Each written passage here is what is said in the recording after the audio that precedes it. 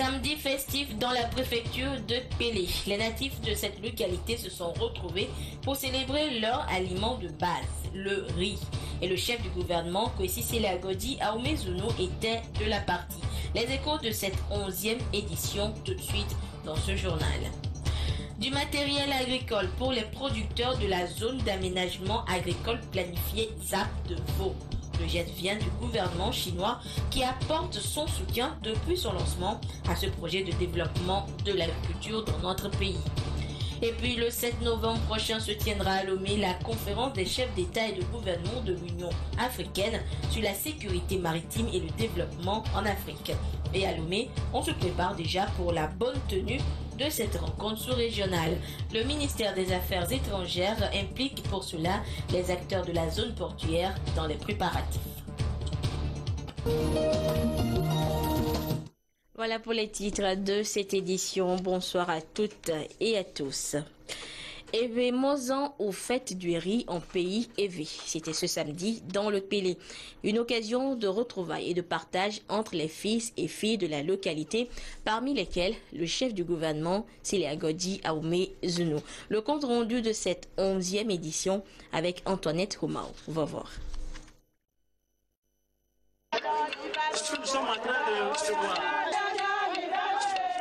Évé Mozan, fête traditionnelle qui valorise les richesses culturelles et le développement des cultures vivrières. Pour la 11e fois consécutive, les filles et fils de la préfecture de Pélé se sont retrouvés autour du Premier ministre Kwesi Sele-Agodi Ahmed-Zounou pour cette célébration. Autorités administratives, religieuses, traditionnelles et militaires se sont jointes aux populations pour cette communion placée sous le signe de la paix et de la réconciliation. Quel que soit le ressortissant de Pélé, qu'il faut qu'il se fraternise avec son voisin pour qu'on puisse construire une préfecture florissante et le Togo aussi. Ceci permet de faire le point sur le développement agricole, surtout la culture du riz. Comme je l'ai signalé, cette année, nous avons eu la chance que la production a bondi. C'est-à-dire que la production est passée à 10 000 tonnes au lieu de 4 000 tonnes l'année précédente. C'est un bon signe. Cette manifestation populaire est le signe de la solidarité qui unit les différentes composantes de Pélé et Akata. Un élan solidaire pour booster le développement du milieu en mettant à profit les outils déployés par le gouvernement pour combattre la pauvreté à travers les produits du Fonds national de la finance inclusive. Je voudrais, du haut de cette tribune, avec vous, exprimer notre profonde gratitude au chef de l'État pour son engagement résolu et pour toutes les initiatives prises en faveur des acteurs du monde agricole. Nous saluons l'arrivée du nouveau produit AgriCEF du Fonds national de la finance inclusive créé par le chef de l'État et qui vient s'ajouter au PASA, le projet d'appui au secteur agricole, et à bien d'autres programmes mis en place pour mieux accompagner les producteurs et les productrices. La promotion de ce secteur dynamique, pourvoyeur d'emplois, constitue un catalyseur déterminant dans la lutte contre la pauvreté et le chômage. Citoyennes et citoyens de la préfecture de Pélé, en célébrant Évé Mozan, vous contribuez à valoriser le secteur agricole et le savoir-faire des techniques culturelles qui doivent sans cesse être améliorées. Je souhaiterais par ailleurs qu'à travers vos réflexions et conseils, vous aidiez nos jeunes, diplômés ou non, à embrasser ce domaine très porteur en termes d'emploi et de création de richesses. Pour cette édition, Des prix ont été décernés aux meilleurs producteurs et groupements du riz local pour les encourager dans leurs activités. Ces instants de retrouvailles permettent aux populations de réfléchir au développement de leur préfecture et de renforcer la cohésion sociale pour la préservation de la paix. En marge de ces festivités, le Premier ministre a visité l'École nationale d'instituteurs d'Adeta, une unité composée d'un bloc administratif, d'un amphithéâtre et des salles de classe. C'est un projet de PERI financé par le Partenariat mondial pour l'éducation à hauteur de 281 millions de francs CFA. Ce centre ouvrira ses portes dans quelques semaines. Un an après le démarrage de ces activités, l'Office togolais des recettes fait le bilan de l'année 2014. Un bilan jugé positif selon ses responsables qui planifient déjà de nouvelles actions à mener pour de meilleures performances en cette année 2015. Une rencontre d'échange s'est tenue ce vendredi à ce sujet. Le compte rendu avec Prudence Zinsou. La mobilisation efficace des recettes fiscales et douanières pour l'État, mission assignée à l'Office togolais des recettes, s'est traduite par plusieurs actions innovantes, notamment la mise en place d'un système fiscal fiable, simplifié, qui attire les contribuables vers le fisc. Après un an d'activité, l'OTR présente un bilan positif selon ses responsables, résultat partagé ici entre le commissaire général et son staff technique. We are satisfied with the performance. Performances de l'année dernière sont très encourageants et très satisfaisants du fait que les recettes fixées par le gouvernement à travers l'Assemblée nationale ont été atteintes et du fait que malgré les enjeux qui couraient au cours de l'année auxquels nous faisions face pour cette première année de démarrage de l'Office togolais de recettes, nous avons également réussi à mettre en place le personnel qu'il faut, le bon personnel qu'il faut à différentes positions et ce qui nous a permis de réaliser, en tout cas de recouvrer les recettes comme il nous a été demandé par le gouvernement et l'Assemblée nationale. En 2014, l'Office togolais des recettes a mobilisé environ 458 milliards de francs CFA de recettes. De meilleures performances sont attendues pour 2015. L'OTR compte relever de nouveaux défis budgétaires grâce à cette nouvelle stratégie, ainsi que le dynamisme et le professionnalisme de ses agents. Most importantly, this year, notre objectif pour cette année, c'est de continuer par bâtir une culture d'entreprise propre à l'Office togolais de recettes. Et cela est déterminant dans les résultats que nous allons atteindre prochainement. L'autre objectif qui nous concerne, c'est travailler à œuvrer à la facilitation à travers la simplification de nos différentes procédures et processus de collecte des recettes au niveau aussi bien de la douane que des impôts. Les prévisions pour 2015 sont de l'ordre de 491 milliards de francs CFA de mobilisation en termes de recettes et le commissaire général Henri Gaperi en appelle à une meilleure collaboration de tous les agents pour la réussite de cette mission. Et pour mettre les opérateurs économiques togolais au parfum des réformes entreprises par l'État togolais en vue de l'amélioration du climat des affaires, la ministre en charge du commerce sillonne le pays. Madame Bernadette Lexim Balouki, dans son périple, est arrivée à Dapaon. Le compte rendu avec Désiré Aloy. Une rencontre pour améliorer le climat des affaires. La ministre en charge du commerce et de la promotion du secteur privé et Sozemna Legizim Balouki face aux opérateurs économiques de la région des Savanes. Une rencontre pour présenter aux commerçants les efforts faits par le gouvernement pour faciliter les affaires au Togo et leur donner des conseils pratiques dans le but d'émerger davantage. Aussi, exposer les perspectives pour booster le secteur. Bref, mettre tous les acteurs de la vie économique des savanes dans de meilleures conditions d'exercice commercial. L'arrivée de Madame la ministre est la bienvenue dans la préfecture, étant dit qu'on avait des difficultés au niveau de l'organisation. Et maintenant qu'il nous a éclairci et il nous a promis beaucoup de choses, je pense qu'à notre retour, on ira transmettre à nos sœurs qui n'ont pas pu faire le déplacement. Plusieurs réformes sous-tendent donc cette politique du gouvernement pour faciliter la croissance économique. Aujourd'hui, je prends un exemple pour créer une société, une entreprise en 24 heures. on a sa société. Même parfois, quand vous déposez assez tôt, tout le dossier est conforme, vous le déposez le matin et le soir, vous avez votre carte qui a une durée de vie de 5 ans. Les prix aussi sont réduits. Et ensuite, il y a le coût des investissements pour attirer les investisseurs étrangers aussi dans notre pays. Ce n'est pas tous les opérateurs économiques de notre pays qui sont au courant de ça. Et nous avons initié cette tournée pour venir vers eux, leur expliquer certaines choses. La ministre Legezim Baloki, dans les échanges avec les opérateurs, est appuyée par la DOSI, délégation à l'organisation du secteur informel, qui depuis sa création travaille à mieux organiser le secteur informel, maillon très important dans la vie économique. Pour être plus performant et bénéfique à tous, l'informel doit migrer vers le formel afin de répondre progressivement à la vision du Togo en 2030. L'Agence nationale de promotion et de garantie de financement des PME-PMI s'allie à la Société sahélienne de financement SAFI SA du groupe Tano du Niger. L'objectif est d'offrir de meilleures prestations de services aux PME-PMI.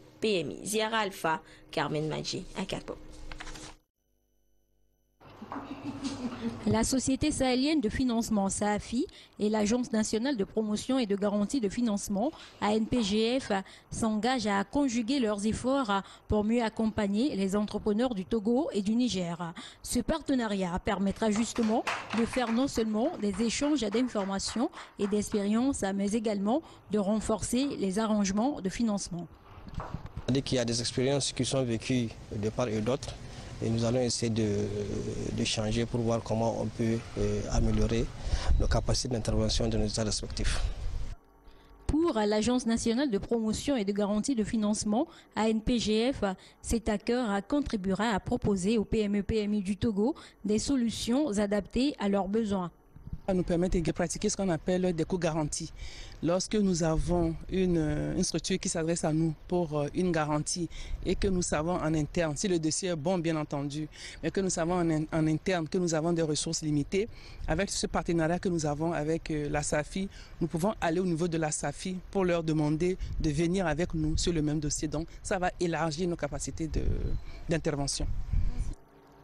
La Société sahélienne de financement, SAFI SA, est un fonds de garantie de financement du groupe Tanio du Niger. Sa principale mission, aider les entrepreneurs à accéder au crédit.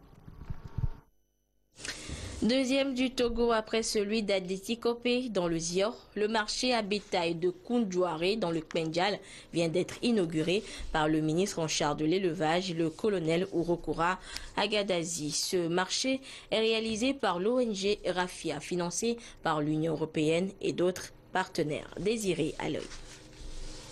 Il a fallu 80 millions de francs CFA pour réaliser un marché à bétail ici à Koundouaré, 40 km au nord-ouest de la ville de Mandouri, soit 65 km au nord-est de Dapan. Un projet du gouvernement togolais concrétisé qui s'inscrit dans une réflexion prospective et stratégique sur les enjeux de la mobilité de l'élevage, que ce soit au cours des transhumances transfrontalières ou lors de son commerce via le convoyage à pied ou en camion, en lien avec la problématique de sécurité alimentaire au Sahel et dans les pays côtiers. Quand on achète des animaux, il y a des animaux qui arrivent à s'enfuir et on ne les retrouve pas. Et c'est des millions qui se perdent.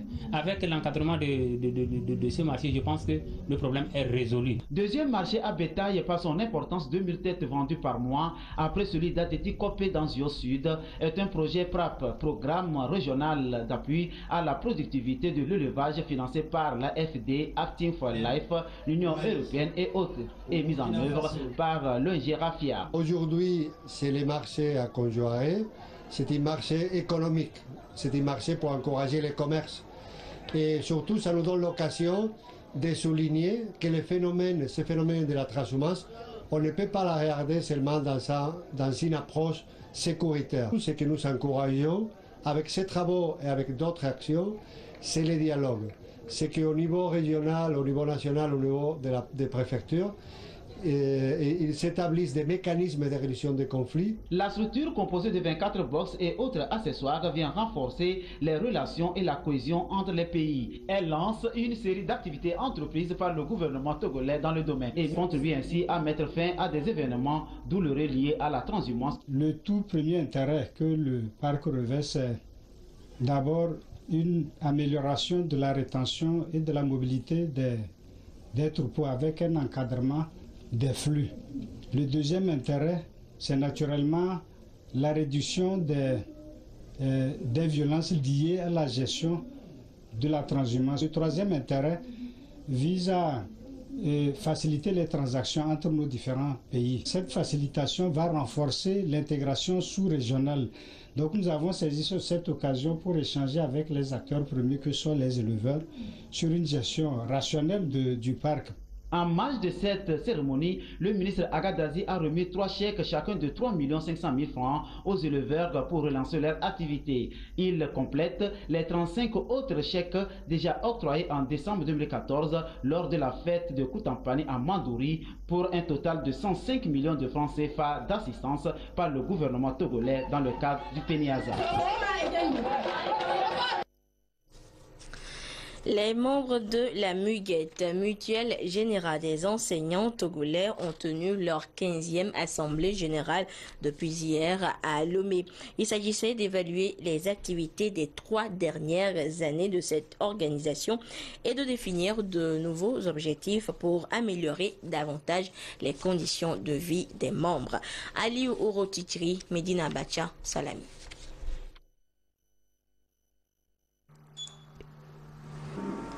Durant les 3 ans de son mandat, le conseil d'administration de la Mutuelle Générale des enseignants togolais MUGET a mené plusieurs actions.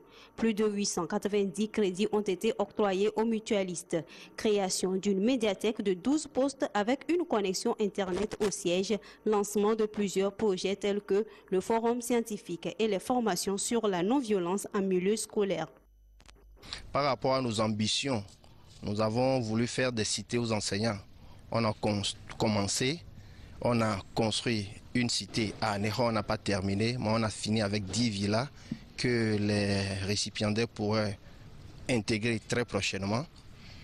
Nous avons des projets par rapport à la santé des enseignants, nous avons des projets par rapport aux besoins financiers des enseignants, mais nous nous rendons compte que de nos jours, l'État a pris en grande partie ces préoccupations qui concernent la santé, qui concernent également l'habitat, qui concernent les soucis financiers. Des membres du gouvernement présents à ces assises ont félicité l'esprit mutualiste et les actions de ces enseignants et ont rappelé les efforts de l'État dans l'amélioration des conditions de vie des enseignants à travers, entre autres, la coopérative d'épargne et de crédit lancée le 30 décembre dernier. Tout en les félicitant pour cet esprit mutualiste, j'ai voulu qu'ils soient les porte-parole, puisque ce sont des délégués venus de tout le pays, qu'ils soient les porte-parole auprès des autres enseignants, pour leur faire comprendre qu'il n'y a que comme ça, c'est-à-dire dans la solidarité et la compréhension, dans le dialogue mutuel que nous pouvons résoudre certains problèmes, et que la violence en elle-même est porteuse de violences plus graves. Et nous pensons que nos établissements doivent connaître plutôt un climat apaisé pour permettre que la solidarité mutualiste qu'ils sont en train de promouvoir ici puisse atteindre tous les cœurs. Plusieurs interventions ont marqué les travaux de cette 15e rencontre de la MUGET. Ces travaux de 2 jours devront définir de nouvelles orientations qui prendront en compte d'autres attentes des mutualistes. Des défis qui attendent donc déjà le nouveau bureau de la MUGET. Je vous le disais en titre, le Togo abritera le 7 novembre prochain la conférence des chefs d'État et de gouvernement de l'Union africaine sur la sécurité maritime et le développement en Afrique. En prélude, le ministre des Affaires étrangères et de la coopération et les membres du comité de préparation ont rencontré la communauté portuaire avec laquelle ils ont échangé sur les enjeux de cette rencontre à Lomé. C'est pour amener ces acteurs impliqués à mieux cerner les thèmes afin de parfaire l'organisation. Des précisions avec Ruth Atomon et Arnaud Kelly.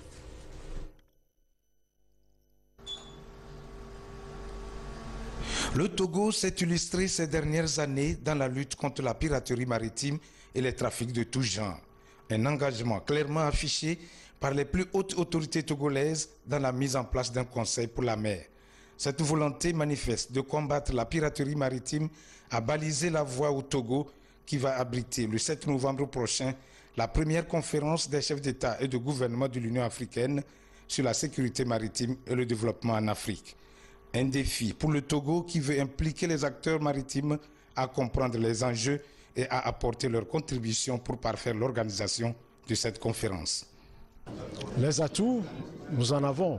Les atouts, c'est à la fois l'engagement politique du Togo devant la communauté africaine et devant toute la communauté internationale à tenir ce sommet, à le réussir et à parvenir à des conclusions qui permettent de juguler tous les phénomènes et autres actes irrépréhensibles que l'espace maritime africain connaît aujourd'hui. Il était important aux yeux du gouvernement que ses partenaires, disant que ce sont des acteurs majeurs de l'activité maritime dans notre pays, et cette conférence ne peut pas se passer sans qu'on les approche, sans qu'on veuille les associer. La sûreté et la sécurité maritime préoccupent le gouvernement qui s'engage à faire des assises de Lomé une réussite. Nous travaillons sur ces questions-là qui portent sur la piraterie maritime, la pêche illicite, les trafics illicites de tout genre, transitant par la mer.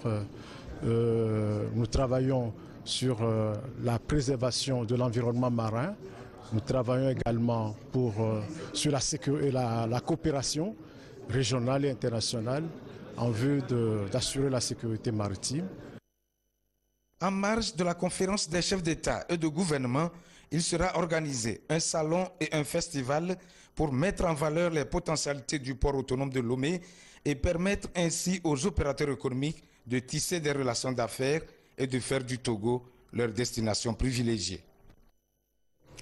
Sécurité aérienne à présent avec la fin hier de la formation des cadres et experts de l'aviation civile des 8 pays de l'UEMOA plus la Mauritanie sur les facteurs humains qui ont un rôle déterminant à jouer dans la sécurité et la sûreté aérienne. Les 16 acteurs de l'aviation civile ont eu l'occasion de s'approprier cette notion des facteurs humains et se sont donc séparés plus aguerris pour assurer leur fonction de supervision de la sécurité aérienne dans leurs pays respectifs. Emmanuel Adiaklo, Clarisse Atikle. La gestion du vol et du trafic aérien, l'équipage, la documentation et le contrôle de la circulation aérienne. Toutes ces notions n'ont plus de secret pour ces experts de l'aviation civile des 8 pays de l'UEMOA plus la Mauritanie. À Lomé, ils ont acquis de nouvelles connaissances sur ces notions en lien avec les facteurs humains leur permettant d'assurer la supervision aérienne avec plus d'efficacité. Cette formation qui est venue à point nommé a été vraiment bénéfique pour nous et puis on a eu un bon partage avec l'ensemble des autres stagiaires et une bonne communication avec notre formatrice et que c'est sûr que tout ce que nous avons appris pourront servir dans l'amélioration de la sécurité dans l'espace africain. Donc nous avons essayé de balayer tout un tas de paramètres en passant du fonctionnement intellectuel, cognitif, affectif de l'homme, jusqu'à essayer de définir aussi quels sont les paramètres à prendre en compte dans une organisation, sur l'automatisation aussi des systèmes. Tout ça, bien entendu, essayer de comprendre comment tout ça a un impact sur la sécurité. L'UEMOA, à travers son projet COSCAP et le projet d'appui pour l'amélioration de la sécurité en Afrique CIASA, mis en œuvre par l'Agence européenne de la sécurité aérienne, veut permettre aux États membres de corriger leurs carences en matière de sécurité aérienne pour ainsi éviter les accidents d'avion. Il faut de la formation pour suivre efficacement tout ce qui est, par exemple, les compagnies, les structures de maintenance et l'homme même. L'homme, par exemple, vous prenez le pilote. Le facteur humain est capital pour le pilote. D'abord, sa qualification, sa formation sont suivies, régalées, ses compétences Il ne s'agit pas d'être compétent, mais il faut pouvoir maintenir ses compétences. Désormais, ces experts auront à appliquer les règlements professionnels se rattachant aux facteurs humains au bénéfice des administrations, des compagnies aériennes et des aéroports dans les pays de l'espace UEMOA. Santé à présent, chaque deuxième jeudi du mois de mars est consacré à la journée mondiale du rein. Les activités devant marquer cette journée célébrée pour la 10e fois dans le monde et la 3e fois au Togo ont été lancées ce jeudi à Lomé par l'Association des dialysés du Togo. Et ceci autour du thème retenu, la santé rénale pour tous. Nous retrouvons Clarisse Aticlé. La maladie rénale est un problème de santé publique et l'on estime à 83 le nombre de personnes qui souffrent d'insuffisance rénale enregistrées au niveau du centre d'hémodialyse du CHU Sylvanus Olympio. Roch Agvedoku, 43 ans, en fait partie, maladie qu'il traîne depuis 6 ans. Il doit sa survie aujourd'hui à des séances de dialyse, un système d'épuration du sang dont le coût est un véritable casse-tête chinois, 34 000 francs CFA par séance et au moins 2 fois par semaine, ajouté au traitement adjuvant. C'était pas facile. Et à un moment donné, les amis qui me soutenaient dans l'achat de ces kits-là ont les bras un peu lourds. Donc ils m'ont, je ne vais pas dire ils m'ont abandonné, mais ils ont un peu relâché. Mais en tout cas, comme moi aussi je veux vivre, j'ai lutté. Et je vous dis que c'est pas facile quand on est insuffisant rénal. Roch Agbedoku est membre de l'Association des dialysés du Togo. Ensemble, ils essaient de sensibiliser les populations sur la maladie. Des sensibilisations qui seront suivies de séances de dépistage gratuits. Ce n'est pas affaire d'âge, d'adulte ou de petit, mais tout le monde peut être déclaré insuffisant. Donc, lorsque vous êtes, votre tension, votre hypertension est élevée, il faut penser à la contrôler et vous n'allez pas arriver à l'insuffisance rénale. Le diabète et l'hypertension artérielle restent les principaux facteurs de risque de l'insuffisance rénale et se faire soigner est un véritable parcours de combattant pour ces dialysés. Il y a donc nécessité pour que cette pathologie, qui fait partie des maladies non transmissibles, soit inscrite au rang des priorités en matière de santé publique. Nous constatons aujourd'hui l'élargissement du centre d'abord national de la dialyse, qui aujourd'hui a vu son matériel renouvelé. Le nombre de lits pour le traitement est augmenté. Mais des efforts restent à faire et nous sommes conscients que ce n'est pas le travail, surtout le renforcement des capacités des prestataires de soins de ce centre et aussi surtout la promotion du traitement adjuvant qui va permettre d'améliorer la survie des personnes qui sont sous dialyse dans ce centre. Tendre vers la gratuité de la dialyse, c'est le vœu de ces hommes et femmes et ils l'ont une fois encore exprimé à l'occasion de la Journée mondiale du rein célébrée les 2e jeudis du mois de mars. À quelques semaines de la présidentielle au Togo, le MJPG, la NJSPF et le MSF ont appelé hier, au cours d'un point de presse, les différents acteurs sociaux et politiques à s'investir davantage pour la préservation de la paix et de la sécurité avant, pendant et après ce scrutin présidentiel. Isidore Koubatine.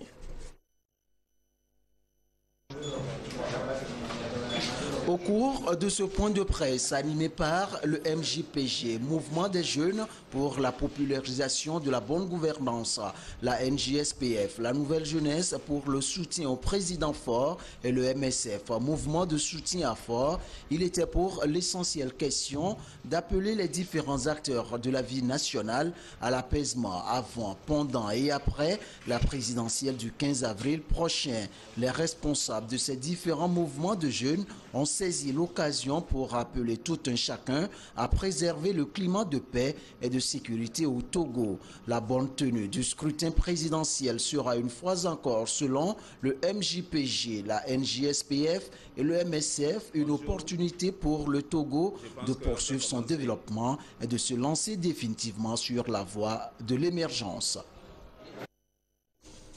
Et toujours dans les préparatifs de cette présidentielle, l'Union pour la République section Yoto vient d'installer officiellement son mouvement des jeunes aujourd'hui à Tablibo. Et ce mouvement se chargera de mobiliser les troupes pour la campagne électorale aux côtés des cadres du parti.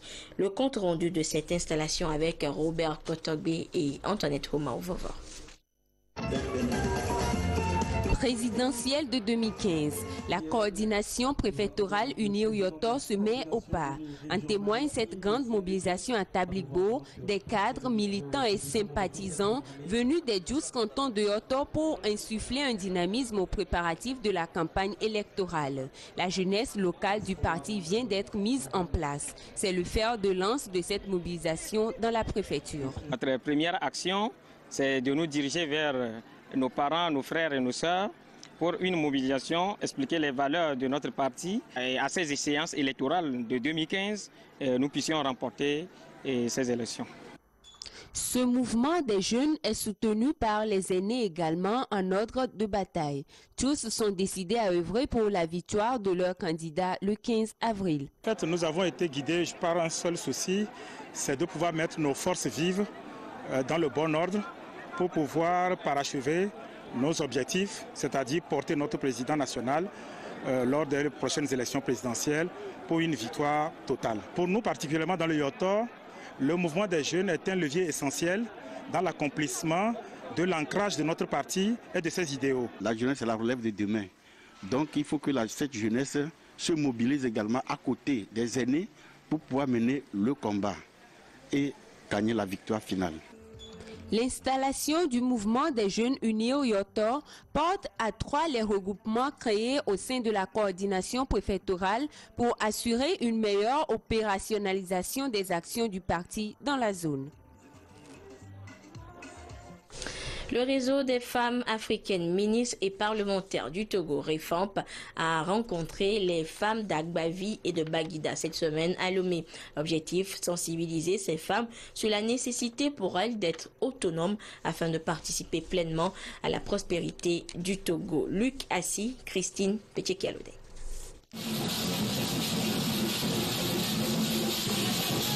Dans cette ambiance que la délégation du réseau des femmes africaines, ministres et parlementaires du Togo REFAMP a été accueillie par la population d'Agbavi et de Baguida.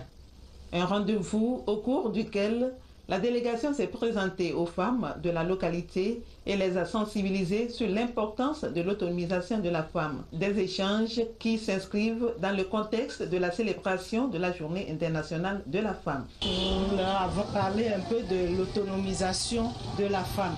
Comment la femme peut se libérer en ayant quelque chose entre les mains. Parce que quand la femme en a, c'est toute la famille qui en a et c'est tout le pays qui en bénéficie. Le REFAMP Togo a également invité tout un chacun à la culture permanente de la paix qu'il importe de préserver en ces périodes où le Togo se prépare pour l'élection présidentielle du 15 avril prochain. Ce regroupement d'anciennes femmes, ministres et parlementaires œuvre pour la promotion de la femme et l'éducation de l'enfant, entre autres.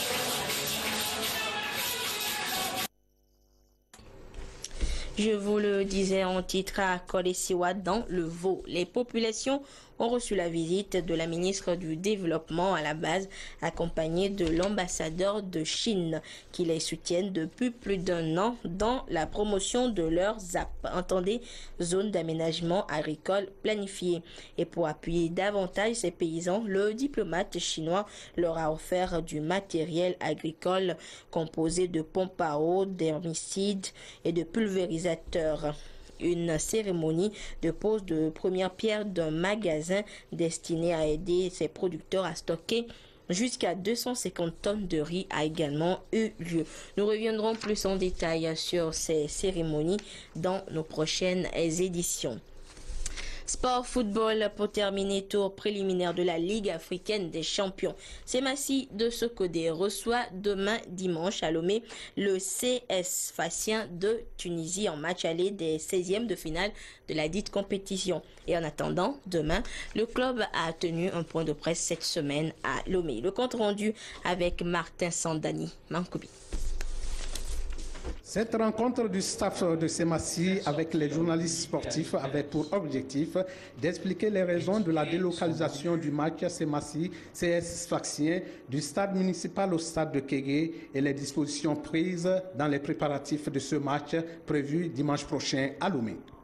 Il est important de signaler qu'après le match organisé au municipal avec Sony Elan Guéma, l'organisation a remarqué certaines failles liées notamment à la question de l'inadéquation, autant pour moi, des infrastructures avec les normes de la FIFA, notamment la question des vestiaires qui ne bénéficient pas totalement des éléments requis par la FIFA et la CAF. Une rencontre prise au sérieux par Tchanile Bana et ses poulains qui se disent fin prêts et comptent remporter la victoire malgré la taille de l'adversaire. Nous jouons face à un adversaire qui est plus âgé que nous, qui a plus d'expérience que nous, mais néanmoins dans le domaine du football, aux hommes bien nés, la valeur n'attend pas le nombre des années. Donc je pense que nous allons respecter notre adversaire, mais néanmoins nous allons lui dicter notre loi et que nous devons tout faire pour gagner ce match avec un grand nombre de buts pour nous mettre à l'abri de toute surprise pour le match retour. La confrontation Semassi-Sfax de Tunis revêt une importance capitale pour les guerriers de Tchaoudjo, d'une mobilisation générale du public sportif pour les pousser à la victoire. Coup d'envoi 15h temps universel au stade de Kégué. Bonne chance donc aux guerriers de Tchaoudjor. Et ainsi se referme cette édition. Merci à vous qui l'avez suivi où que vous soyez grâce à la télévision togolaise, notamment du côté de la région centrale. Au revoir.